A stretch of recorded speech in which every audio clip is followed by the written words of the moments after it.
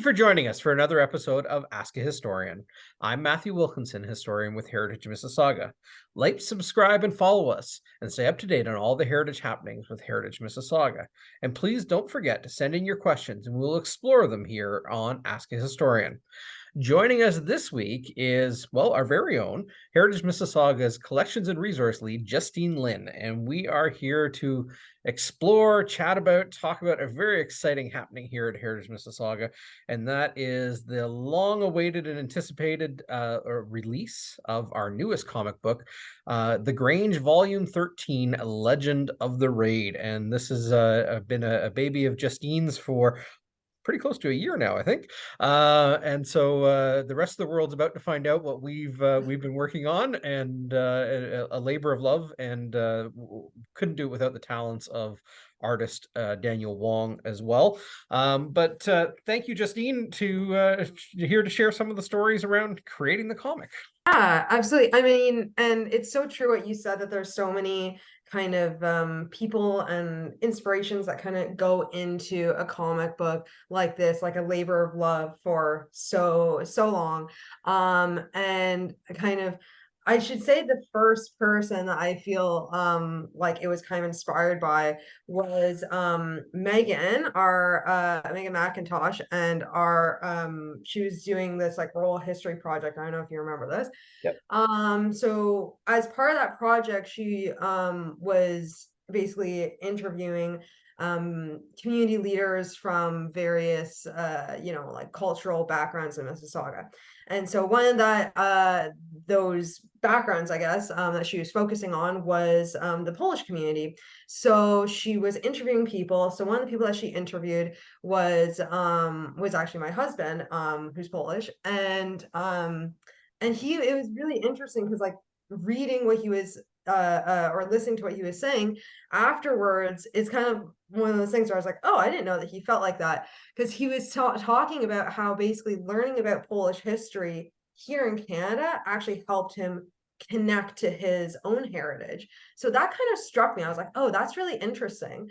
And then I became very involved with the Orlinsky Museum, which is basically a Polish military museum in Clarkson. And through that's basically how I started to learn about, oh, there's actually a lot of connections with Canada and Poland in terms of the First World War, the Second World War, them coming to Canada. So really what he was kind of, I think, trying to say, like, it was very true, actually.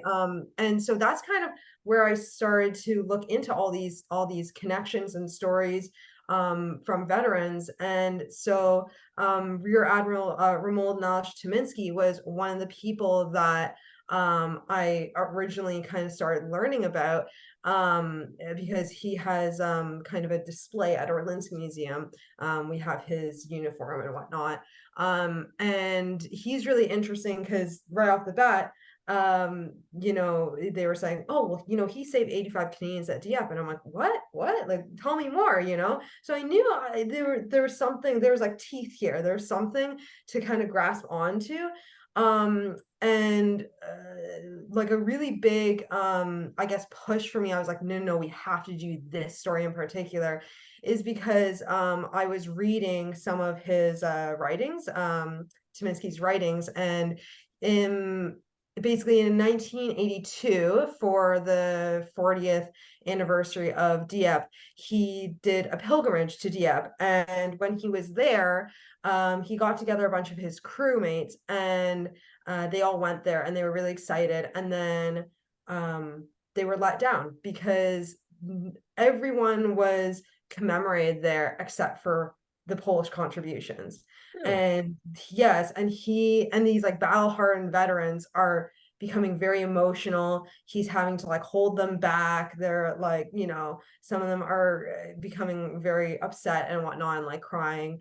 And so I was like, oh my God, like, we have to tell that, because that kind of reminded me as a Canadian, I guess, like, of my own ignorance on the subject, because like, as a Canadian, I'm coming at this from a totally different angle than someone that is like born there and in that kind of culture. Like, I'm totally starting from scratch. So I was like, wait a second, I didn't know that these people existed. Like, I had no idea that these people were in our city of Mississauga. I had no idea.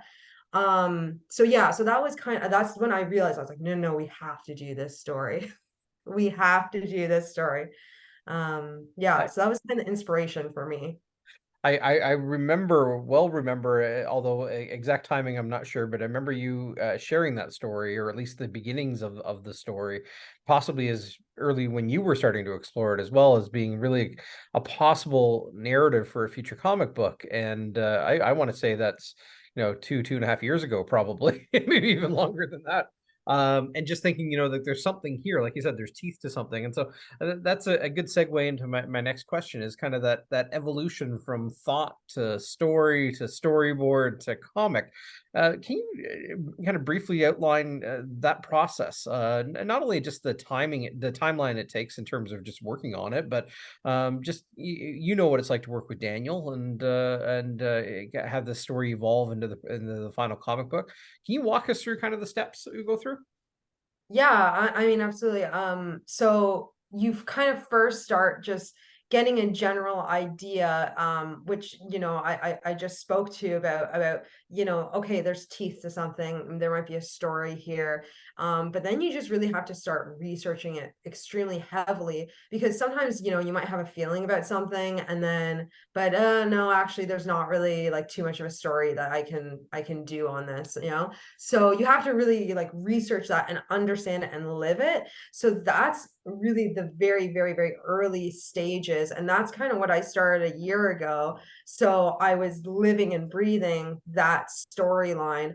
And that's also when I was starting to bring in kind of experts in this particular field, because I'm not an expert in this field. And so I was bringing people like Stan Stashevsky, who is our researcher at our Wilinski Museum and has worked extensively with the Tyminski story.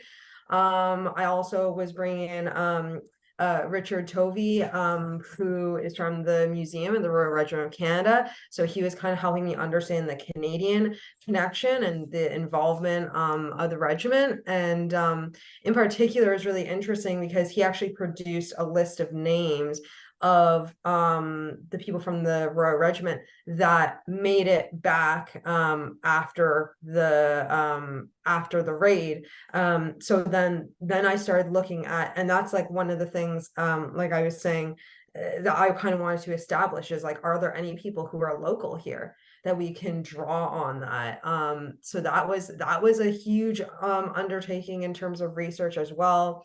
So then after that, you kind of have to, like, that's kind of the pure research element, but then there's also very much a creativity element to it, of like, what's the story here, what's the broad strokes, what am I actually trying to say, like, what's my thesis almost here. So like for me, it was this idea of going back to my own experiences as a Canadian and being like, I need to remember these veterans that are not only Canadian but have, are also of these other backgrounds, and kind of honoring them as well, and kind of finding the common humanity that ties us all together. Like, that was kind of something that I wanted people to get from it, basically. So then you kind of start writing the script after that, and you're going page by page and illustrating, like, this is what I want to see here, this is what I want, if I have a specific understanding of what I want them to say, this is what I want them to say. And then that basically gets passed on to our artist, Daniel Wong.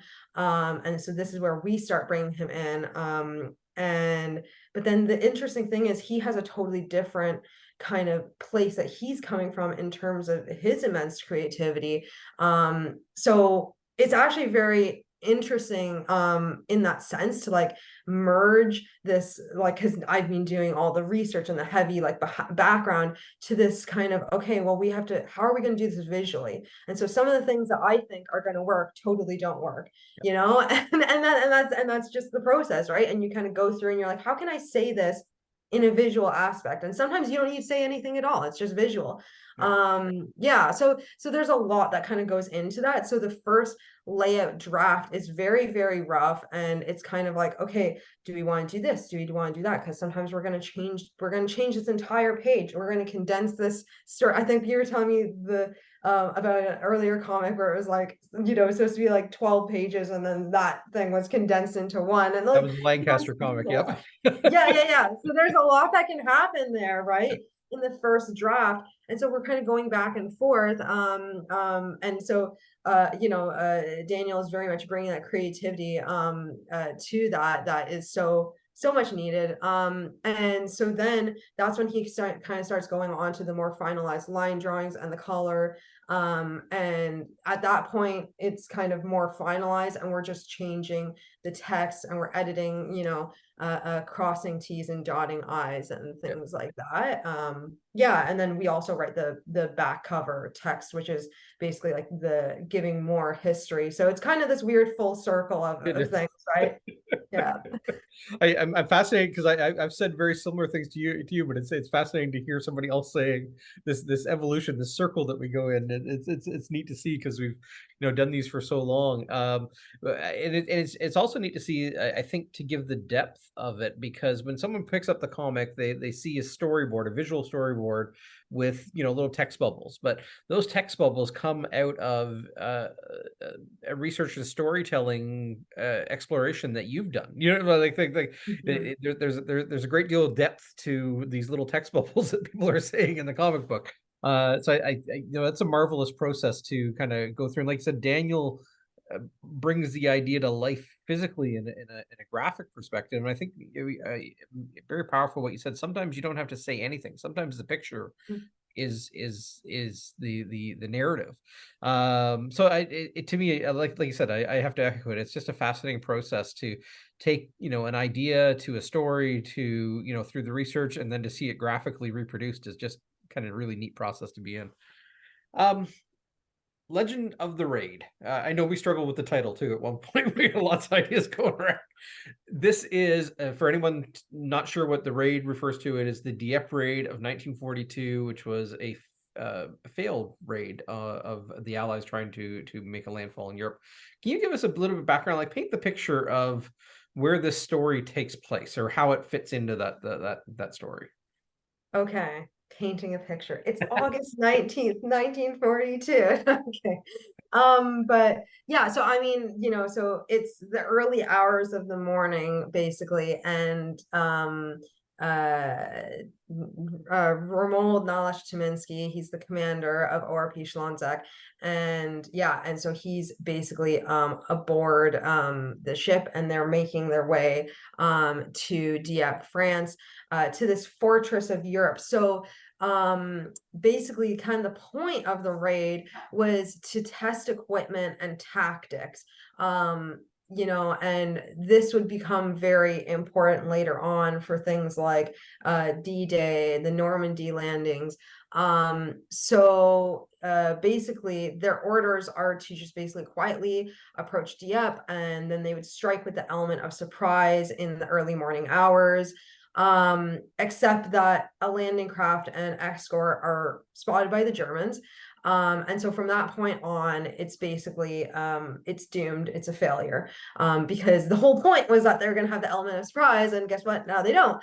And yeah, so and also too, when they were landing, when the troops were landing and getting out, trying to go up the beach was like the end of it was very steep. There was kind of a steep, almost like wall, and so it's very, very difficult for them to advance. And so if you can kind of imagine just like basic military tactics, it's really bad to have, so like basically if you're on a lower ground and then the enemy is higher up, it's like, well, good luck, right? So yeah, it was extremely difficult for them to go really further from the beach. Some people did, and they didn't really get far. So many people were killed, severely wounded, many taken as prisoners of war, and then other people were basically they wanted to be rescued. So they were trying to be rescued, trying to get back to England, and basically just like, how do we do that? And they're more or less, they're drowning, and it's just a really bad scene, basically. And so yes, it is deemed a failure, and but that being said, it taught them a lot of lessons, what not to do, but also some things to do, but mostly not to do. So yeah. So into this sails the ORP Slazak under the command of Tyminski, and that paints the picture for what our comic is about. This very brief moment of time in the larger theater of war that the Slazak plays a central role in rescuing Canadians from Dieppe. So paint that picture for us. There we go. You're being an artist again. Paint the picture for us again of Yes. that moment of the failed raid and this attempt of rescue of Canadian soldiers. Yeah, so and I mean, I think really to understand his motivation as well, we almost have to look back at what happened to him kind of just before Dieppe. He's born in Poland, he's a very active young man. He's does yachting, boxing, fencing. He was actually supposed to represent Poland in the 1940 Olympics for fencing. Which of course the 1940 Olympics never happened, because in 1939 his home is invaded by the Germans, and then by the Soviets. So basically at the time though, he was actually on another ship, so he wasn't even, so that was kind of in a way a good thing for him, because he wasn't at home, but he learned about the news and he said, well, I can't come home. So he instead sails to England, and he ends up serving on the ORP Błyskawica, which is one of 3 destroyers to basically escape the initial occupation, in the initial invasion rather, in September of 39. So yeah, so then he's basically so he's second in command there, and then he's promoted to the commander of ORP Schlanzak. So like to me, this kind of paints a picture of someone who is very patriotic, very happy and proud to be Polish, right? And he's like, he knows, probably family, friends, all these coworkers, whichever, that are in Poland still, that maybe have been killed. He doesn't know if they're still alive. Like, this is a really scary time for these people, and they're in this foreign country. They don't speak the language, they don't know the people, yet they put out a helping hand, because to them, if I can fight here, if I can liberate France, then that's one more country. If I can liberate this country, that's another country to get home, basically. Like, they're trying to get home, they're trying to free their homeland. So like, yeah, so that to me is and this is very, very similar story with so many other veterans, and kind of how they were feeling at that time. So this is kind of the feeling that he has, the background to Dieppe, and how he gets there. So his job in the raid is that he's basically supporting and accompanying the landing crafts and escorts and whatnot, and he's trying to defend from basically like the air, the land, the sea, right? So when the fighting does erupt, there is massive like dog fights and aerial combat happening above him. And so a lot of like the German planes, they're trying to basically go down, shoot at the people that are trying to land. So he's trying to get to them before they can do that. They're zeroing in on him. A lot of the people said that were on the crew, they were saying like they could see the pilots, like in the planes, they could see their faces as they were shooting at them. So yeah, I mean, a very, very scary situation. And then also there's also the artillery that's on land that are actively shooting at the troops. massive casualties and damages. So he's trying to also do that. So he's kind of managing things on multiple levels here. But his main thing is he's basically told, like, don't get too close, basically. And this is even from the very beginning, like his orders were like, don't engage, don't do this. Don't just ride up on the enemy.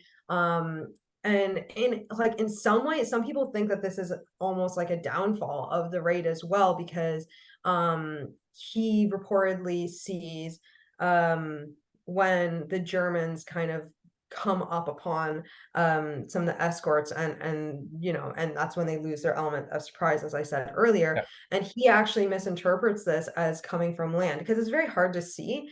Like, it's the middle of the night, it's hard to see what's happening, and he's fairly far away. And after all this, there was actually a couple historians that were kind of saying, well, if he just had gone over, it would have been saved, which I feel like is kind of not really fair to him, because it's like he's one destroyer. So really, how much can he do? And ultimately, like, that would just have alerted everyone, like, even if he knew what was happening, which he didn't. That would have just alerted that, oh, now there's not just one or two people here, there's like a whole, army coming. So that would have been even worse. But anyways, so he kind of stays his course, but he breaks that protocol when he realizes it's a failure, people are dying, if I don't do something, no one else will. And he was the only allied destroyer to go that close to shore. And people, witnesses, there was one veteran named Joe Ryan who was actually captured. He wasn't rescued by Tyminski, but he saw what was happening, and he said, like, he literally saw like mud and rocks flying up, like that's how close he was, that he was churning up kind of like the seabed, if you will. So it's a really scary situation. And so in all of this, he's rescuing as many people as he can. So, including a couple of Germans, 85 Canadians, and I believe a few other people, like there was some British people as well that he was also saving. But ultimately, the ship is damaged from all this chaos, and so he's forced to go home. But in that, he's still trying to pull people up. One of the last people that he saved was someone from the RAF who basically had parachuted out, and so he parachuted down, and the ship actually diverted course just for him, to the one person. So when he gets back, he's hailed as a hero, basically, even though, like, we have to remember, he disobeyed orders. So he risked being court-martialed, he risked his higher ups coming down on him for this, but instead he's awarded the Distinguished Service Cross and is hailed as a hero. So so just honestly, like, an absolutely incredible story from an incredible person, really. And isn't it also Ryan was said that no one did more for Canadians that day than him? Yeah. So actually, when he later came to Canada, Tyminski and Ryan, they became friends, and so he, in his obituary, Tyminski's obituary, he was interviewed, and he was talking about his friend, and he was like, "Yeah, I was there, I remember, and yeah, no one did more for Canadians to get them out than he did." Right? So yeah. So what you mentioned Tyminski comes to Canada, and specifically to Mississauga. What's that connection? Yeah. So basically, so after the raid, he continues to serve. He's also active in the Normandy landings. 2 years later, whatnot, he's put in charge of ORP Conrad, which is Poland's largest ship. But after the war, he joins navies in like Bahamas, Pakistan. So he's really traveling the world. But in 1980, he decides that he wants to more settle down, and he's going to immigrate to Canada. So basically, the Royal Regiment of Canada hears this, and they decide to help him immigrate to Canada. And so they were very supportive of him, and kind of helped to more or less sponsor him here, and his wife. And he's made Rear Admiral, so very high rank in the Polish Navy. And he becomes very closely associated with the Royal Regiment of Canada and various other like veteran organizations that are Polish, Canadian, whatnot. So he's very active in this community because ultimately he just really wanted to make sure that the story of veterans, be it Canadian, be it Polish, that their sacrifices were remembered, right? Because like he's seeing people, so many people unfortunately dying and all this kind of, and just the amount of bravery that went into it. This, I mean, 3 of his crew were killed that day. Right. And so we have to remember, like, when he's thinking about these things, he's like, well, it's not really about me, it's about all those people that gave their ultimate sacrifice.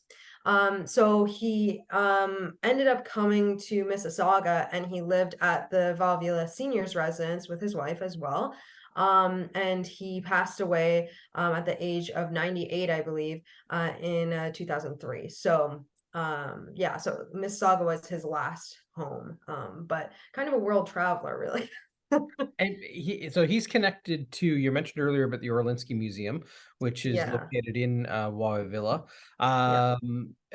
Tell me about, not only his connection to that, but the museum itself, if you can do that, to just give us a brief outline of the museum. Yeah, for sure. Yeah, so it was formed in 2002 by veteran Krzysztof Przewalski and also George Kowalczyk, who is the son of a veteran, and he was actually very instrumental in helping to build Villla as well. And so a lot of the people that ended up like actually more or less supporting the seniors residence and living there ended up being a lot of veterans. Like, that's just kind of the time period that we're talking about. That's when these people are kind of getting into their twilight years.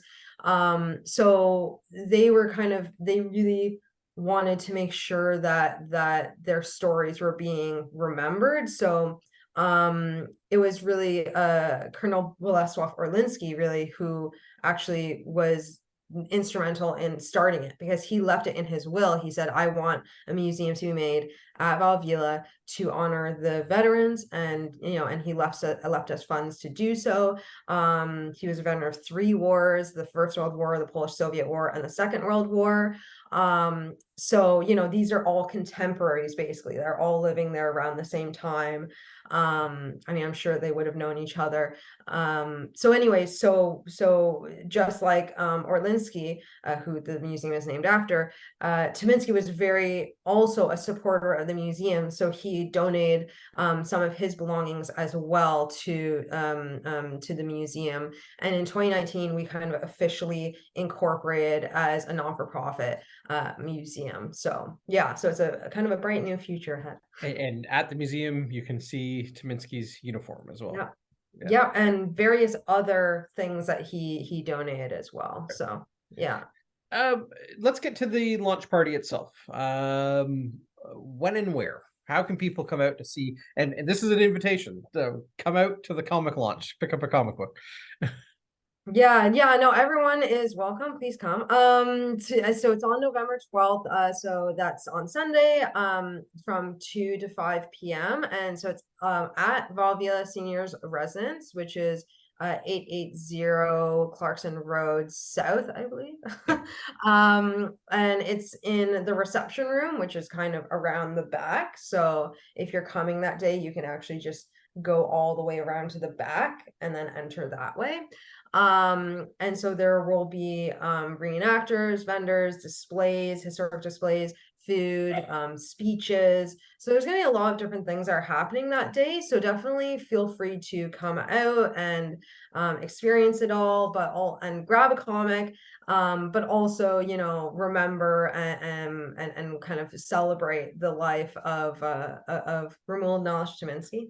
Yeah. And yeah, and if you cannot come as well, then you can pick up your comic at the Grange afterwards or online on our website. So Yeah. And like I said, these are, they're a labor of love. It's a lot of research. There's a lot of history that goes into the creating of a comic. And so when you pick up this little nugget of a story, it's a remarkable way to explore and connect with our past. And not only here in Canada, but of course, a comic like this touches on to a broader historical worldwide topic, but it explores, as you said, the story of a remarkable individual who, for a period of time, lived here in Mississauga. And so there's those neat connections, and I know there's other connections in the book to local veterans as well. A lot of layers to the story, but with that, Justine, thank you. And just everyone come out on November 12th at Wawel Villla and pick up a comic, enjoy the launch of the comic, but also feel free to pick a copy up at our offices at the Grange afterwards, and they're free. And you can also explore it online. So a great new addition to our ongoing Grange comic book series. So kudos, Justine. It is fantastic work. Thank you so much for having me. With that, thank you for joining us with Ask a Historian. Be sure to send in your questions and we'll help explore local history here on Ask a Historian. Like, subscribe, and follow us. Stay up to date on all the heritage happenings with Heritage Mississauga, and we'll see you in a future episode of Ask a Historian.